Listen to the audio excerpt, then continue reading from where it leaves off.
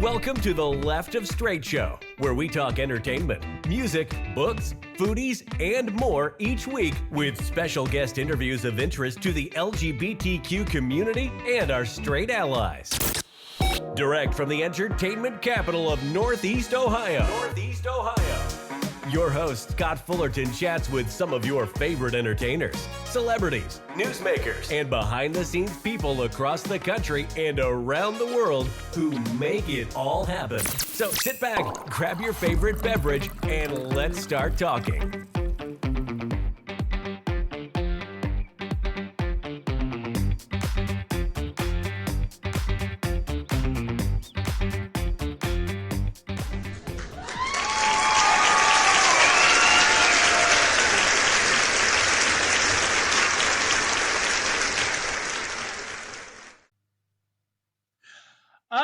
Ladies and gentlemen, welcome to another episode of the Left of Str8 Show, the perfect corner for us to delve into the captivating world of entertainment, pop culture, mental health, books, music, and all things while we honor and amplify the voices of our LGBTQ community and our straight allies.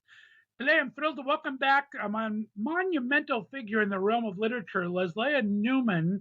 Leslie's been a pioneering force, fearlessly exploring uncharted territories in literature, both for adults and children alike. Her groundbreaking book, Letter to Harvey Milk, which was transformed into a movie and a play, has resonated with countless individuals worldwide. And Leslea's work also includes the very first positive children's book portraying lesbian parents, cementing her legacy as a real trailblazer here in our LGBTQ community. Now Leslea is back with us, armed with not one, but two new books that came out last month.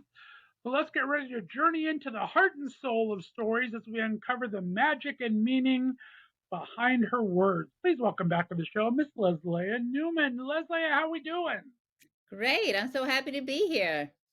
I'm excited to have you back. It's been a while. I took a couple years off for the pandemic. You're still churning out books like crazy. Congratulations on 2 new books in May. That's amazing. Thank you. Well, I'm excited to have you back. Let's dig into a little quick Reader's Digest version of your background since we've had you on before. Why don't you remind my listeners a little bit about where you grew up and what got you interested in writing in the first place?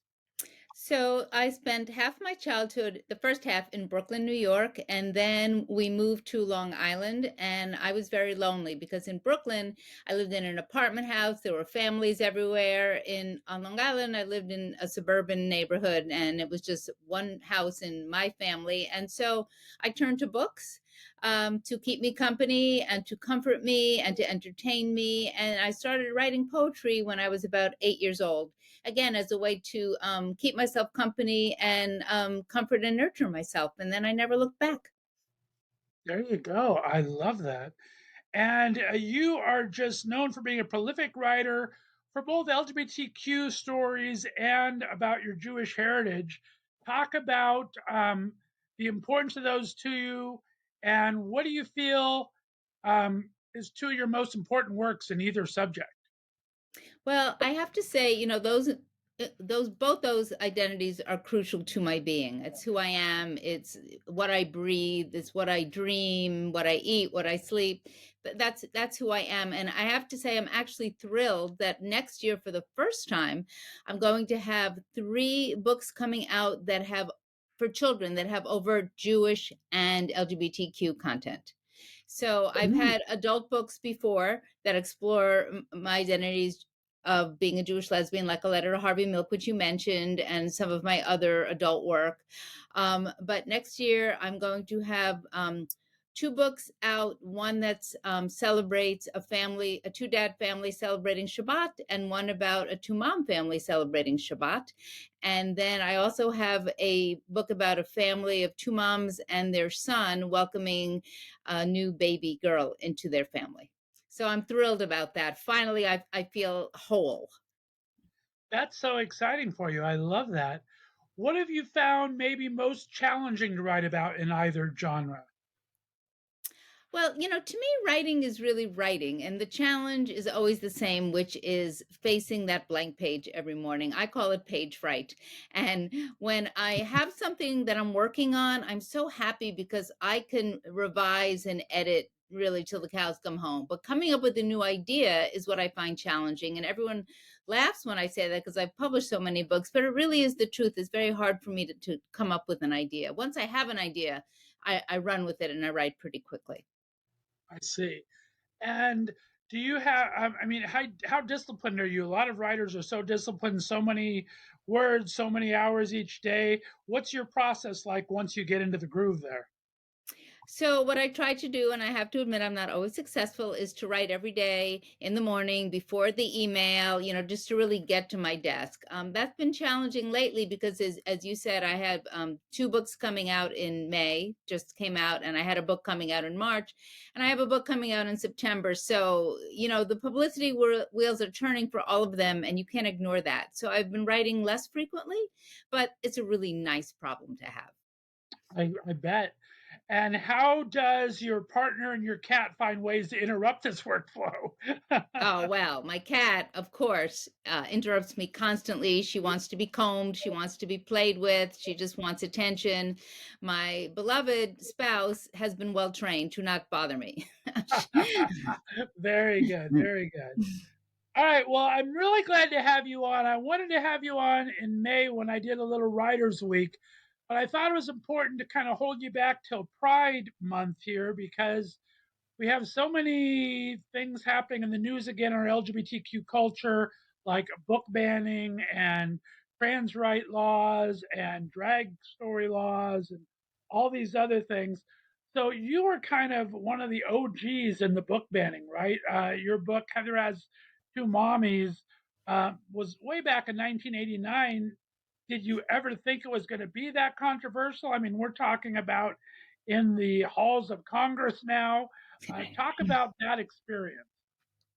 So I never thought that the book would get any attention like this because nobody would publish it. So you probably know the story that a friend and I co-published it together, raising money, mostly $10 donations from the community because nobody was interested in this book. So I thought, it would find its way to some lesbian households and that would be the end of it. And of course, we know that's not what happened.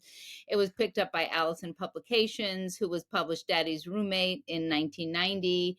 And then it was used, as you said, it was read on the Senate floor. It was used all over the place to just show the degradation of society.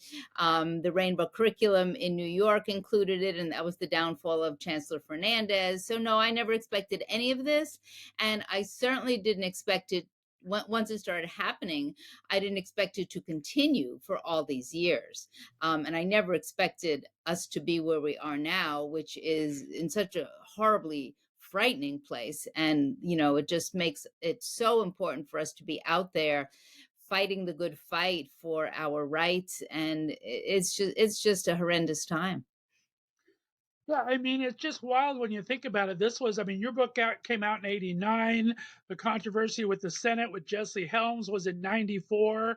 And now we're talking 2023 of this reemergence in Florida and so many other states coming around again. I mean, it kind of subsided for a while, even though it was always kind of bubbling under the surface. But what do you think caused this resurgence in it, and what can we do to fight it?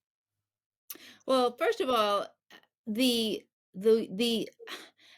it almost renders me speechless, as you can see, because this amount of intense hatred, I just don't understand where it comes from. I just, it baffles me. It really baffles me. And, back in the day, like in the 90s, when Heather Has Two Mommies was challenged, a parent would get upset. There would be meetings of the school board, a decision would be made.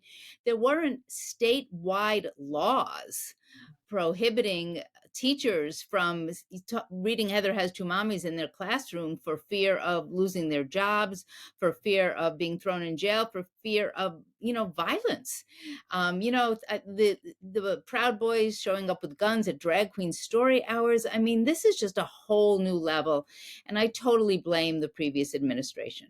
That those people, I shouldn't use that phrase, but the former president, whose name I will not utter, just unleashed just this permission to let people's hatred be out there, and in a way that is really dangerous. We're really living in dangerous times.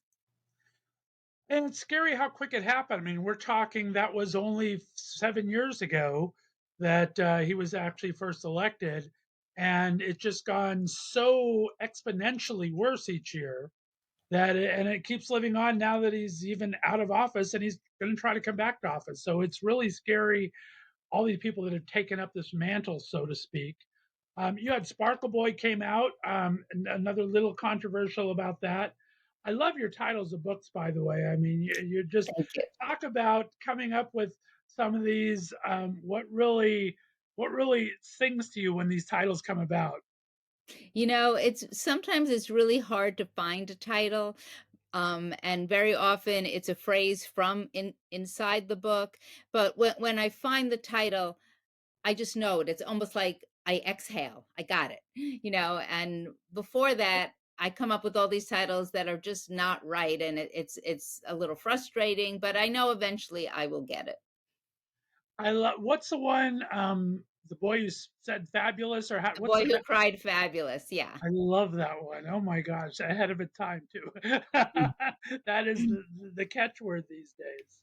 Um, let's start going into the two new books. I mean, like I said, May 2nd, your birth and two books all of a sudden. You have two great. I need to start with, because I'm a foodie at heart.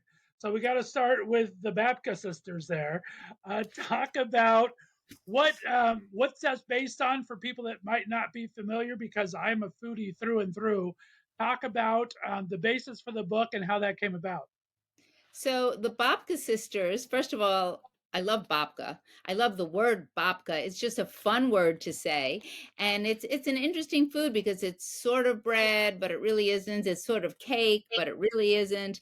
Um, so I just started playing with language, which is what I love to do the most. I'm a poet by trade. That's my background, and so I came up with these sisters, Esther and Hester, and then I gave them a dog and a cat named Chester and Lester, and then their neighbor is Sylvester. And then when I really kind of lost it, when I remembered that in Yiddish, the word for sister is Schwester. So then it was just like, oh my God. So it's traditional to bake challah for Shabbat, but Esther and Hester have a new neighbor, and I thought, well, what if they made something even more special? What if they made babka for Sylvester to welcome him to the neighborhood on his first Shabbat there? And then, of course, sisters can be competitive, so they each want to make the best babka, and so that's kind of how it all started. And Sylvester, the babka tester, decides whose babka is the best. And there's a recipe in the back, which really does make the best babka in the world. It is so good. And are you more towards the? Do you like it more dense towards the bread, or do you like it more airy like a cake? What's your personal preference? I kind of like it dense. I have to admit, I love cinnamon babka. I love chocolate babka. I've seen all these like wacky flavors like blueberry babka, and I'm like, no, I'm kind of a traditionalist. Just give me the cinnamon, give me the chocolate. Now you hear all about a lot of the times where people, because you do a lot of book signings and you do some great lecturing and everything. Do you ever have people bringing you things from your book? Do you ever get have you? I mean, it just came out recently, but do you expect to be receiving some babkas in your future here? Oh my God, I hope so. I did get, someone sent me a babka in the mail. I couldn't believe it. And it came intact and it was fresh and it was so good. So, yeah, I don't know. I'm giving a reading actually at our local senior center, and I will be bringing babka. So that will be fun. That sounds amazing. Can do readings in cooking schools and Yeah. start with Well, the irony is that I don't cook and I certainly don't bake. So a friend of mine whose name is Erin Hamburger, who's a gay writer, and actually just came out with a fantastic novel called Hotel Cuba. So I'm going to plug that. He came up with the babka recipe, and then I had a lot of friends test it because, like I said, I don't bake, but then I got to reap the reward. So everybody won. Oh, I love that. That's fantastic. And the second book that came out the same day, The Fairest in the Land, and talk about that book. So The Fairest in the Land is about two best friends, Benjamin and Annabelle, and they're playing dress up. And Benjamin wants to be the bride, and Annabelle says, okay. And so she's the groom. And then Benjamin wants to be the ballerina. So she is the dancer that lifts him and carries him around. And then he wants to be the princess. And she's okay for a while, but then she kind of puts her foot down and says, come on now, I want to be the princess. And so Benjamin wants his friend to be happy, but he also doesn't want to give up his princess crown. So what is he going to do? You'll have to read the book to find out. Well, and it has a lot of overarching themes just in that description there. I mean, it's that's one of the things I love about your books is the illustrations make them so beautiful, and they're so simplistic in nature, but then they have these themes that are really warning about sharing, about different gender roles. Talk about the subconscious that goes into that writing, and are you ever amazed of what comes out in the finished product? Well, I'm always surprised. So there are some writers who are plotters, they plot it out. They know the end of the book before they begin. And some are what they call pantsers, which means you fly by the seat of your pants. And I'm in that second camp. So I like to be surprised. And there's this little writing maxim, no surprise for the writer, no surprise for the reader. So I don't know what's going to happen. And, when you put in your 10,000 steps or 100,000 steps, whatever it is, I've been writing since I was 8 years old. That is close to 60 years, I'll admit. You just have all this experience and you learn to trust the writing and the process. And it all comes from playing with language, especially in a book like The Fairest in the Land, where I am, it's told in rhyming couplets. So, often the rhyme takes you in a direction you didn't expect to go, and that's always very exciting. And how do these projects come about? What kind of draws you between the young adult, the adult writing, and the children's writing? Does it start with the idea? Is it something you try to get back to and kind of share the wealth at? How does these stories drive you? Well, I'm always writing poems for adults. That's just kind of an ongoing thing. And in recent years, I've turned away from fiction for adults, not on purpose, and I'm sure it will come back. But right now, I'm really focusing on poetry and on children's books. And really, the writing is the alpha dog. I just lead where the writing takes me. I don't really wake up one day with a preconceived notion. I think I'm going to write this kind of book or that kind of book, though sometimes that's not true. The book that you mentioned earlier, The Boy Who Cried Fabulous, so that was an idea that was given to me by my dear friend Roger, who said to me once that that was his nickname, and wouldn't that be a great children's book title? And I said, thank you, Roger. And I wrote that book for him. So sometimes that happens. Another book we didn't talk about, which is called I Can Be Me, which came out in March. So that was just a couple of months ago, came about because I was on a panel discussing LGBTQ picture books with Maya Gonzalez, who actually became the illustrator of that book, and Kyle Lukoff, who is a trans activist. And I learned so much from being on the panel with them. I decided to try and put everything I learned about gender and freedom and self-expression and acceptance and celebration into a children's book. And I was so honored that Maya Gonzalez illustrated it. And do you find, I mean, you've written very poignant books about your mother and things. Do you find writing about your own personal experiences is harder than doing these children books, or is it kind of the process is the process and they both kind of lead you on different directions? Or how is it for you to draw from those personal experiences? Like you said, the process is really the process. So I just pick up my pen, stare at a piece of paper till 3 drops of blood appear on my forehead, and hope something worthy will come out on the page. I love that. And as you've said, you've been writing all these years now. I think you have close to 80 titles or compilations now. Um, does the wife ever say, "Okay, we've had enough. It's time to go to Bermuda for the month"? Or Oh, when do you? What what compels you now to write anymore?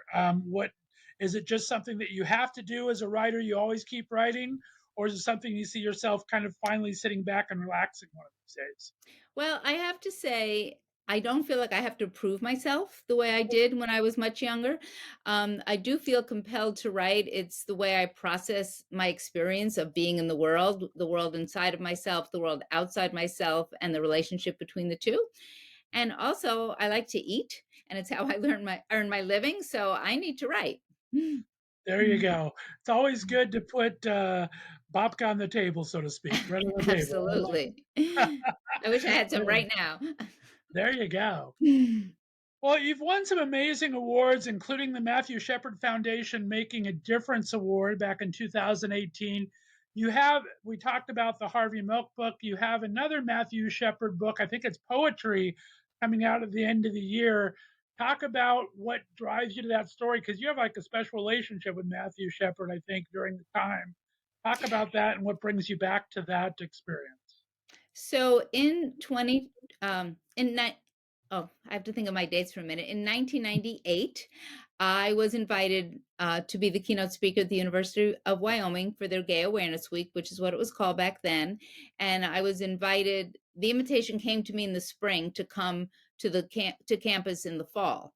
And so a couple of days before I was scheduled to arrive, Jim Osborne, who was Matthew Shepard's friend, called and told me that his friend had been attacked and kidnapped and robbed and abandoned and discovered and in the hospital in a coma, and the campus was in a uproar. Did I still want to come? And I said, absolutely. Gay Awareness Week needs to go on more than ever.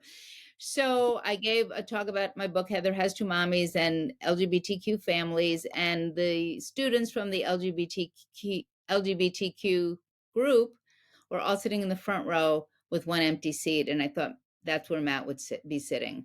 And so I made a promise to those students that I would, for the rest of my life, do whatever I can to keep his name alive, to fight for LGBTQ rights so that he had not died in vain. And so through that, I met his parents. I wrote the book October Morning, a song for Matthew Shepard, which is a novel in verse that explores this horrendous hate crime. And then as the years went by, it's been 25 years, when I go to college campuses, the students weren't even born when this happened, right? So some of us are old enough to remember. Many of us weren't even born when he was murdered. And so I have created a new book called Always Matt, a tribute to Matthew Shepard.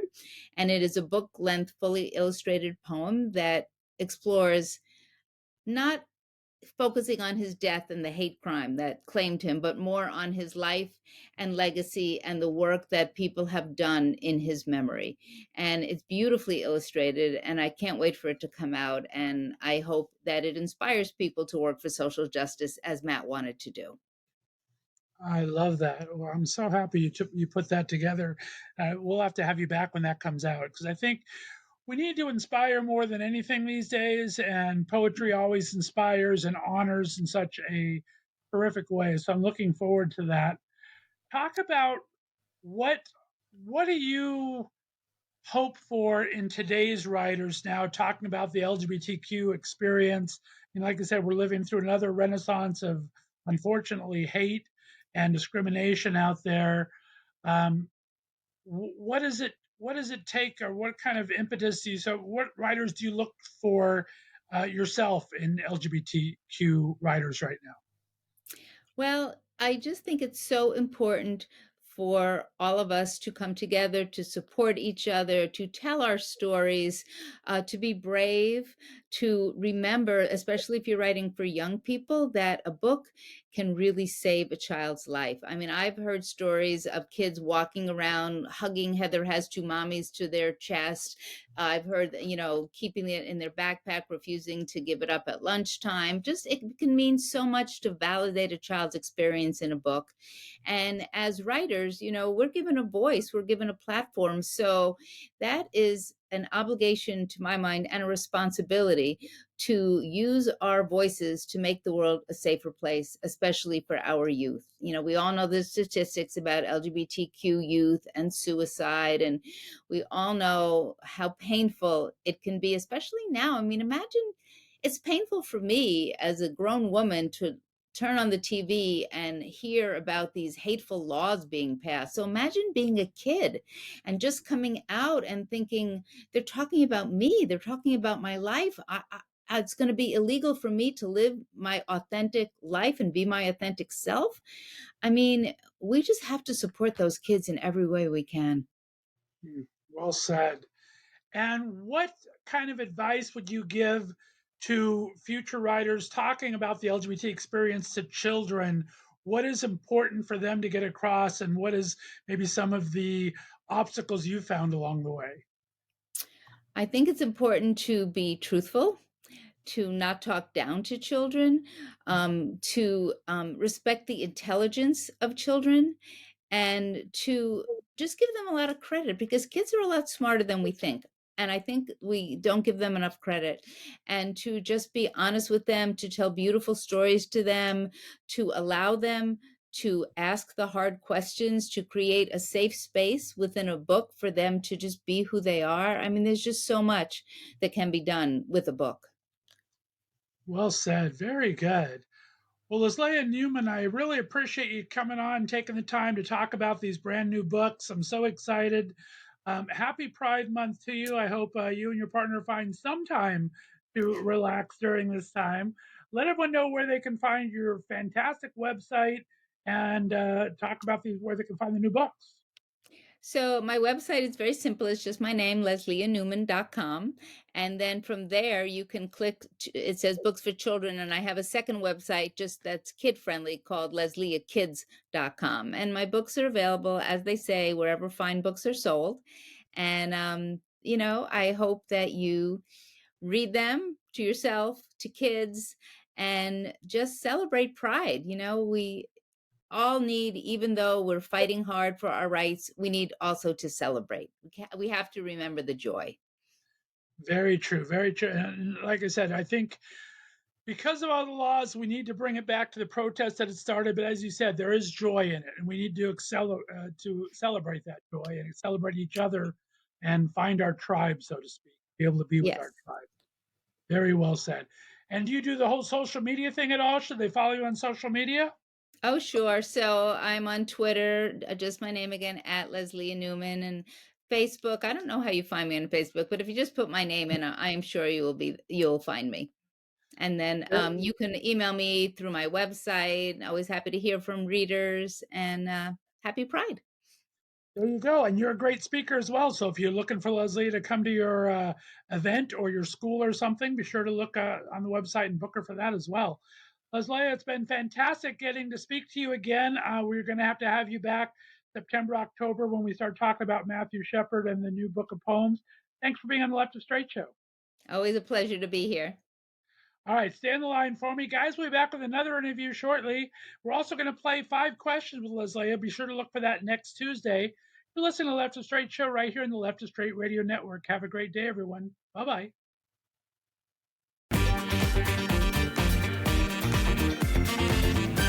Thanks for listening to The Left of Str8 Show.